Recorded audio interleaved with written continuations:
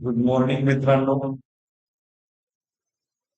आरोग्य धन या सदराखाली मी अं, गरीब लोकांना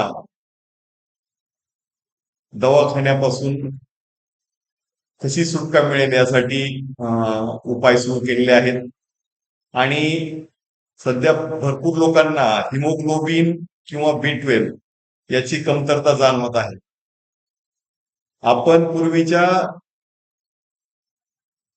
गोष्टी विसरत असल्यामुळे हे वारंवार दवाखाने करावे लागत आहेत आणि ते औषधं खाऊन त्याचे साईड इफेक्ट होत आहेत. तरी मी छोट्या छोट्या हिमोग्लोबिन किंवा B12 वाढण्यासाठी टिप देत आहे, त्या कृपया फॉलो कराव्यात आणि आपली दवाखान्यापासून सुटका करावी. भिजवलेले शेंगदाणे व गूळ सकाळी खाल्ल्यास हिमोग्लोबिन 2 ते 3 दिवसात 1% वाढते.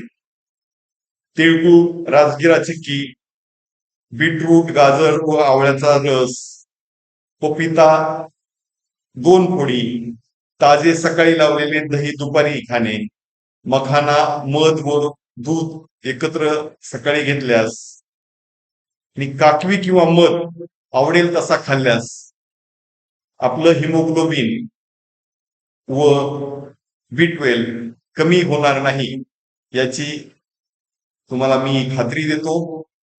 आणि माझा चॅनल आरोग्य धन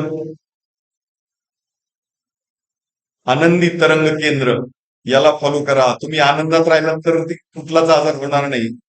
हे सर्व बरेच आजार ताणतणावामुळे आणि आपल्या आवाजही अपेक्षेमुळे होतात. तरी सर्वांनी आनंदी राहावे आणि निरोगी राहावे. धन्यवाद.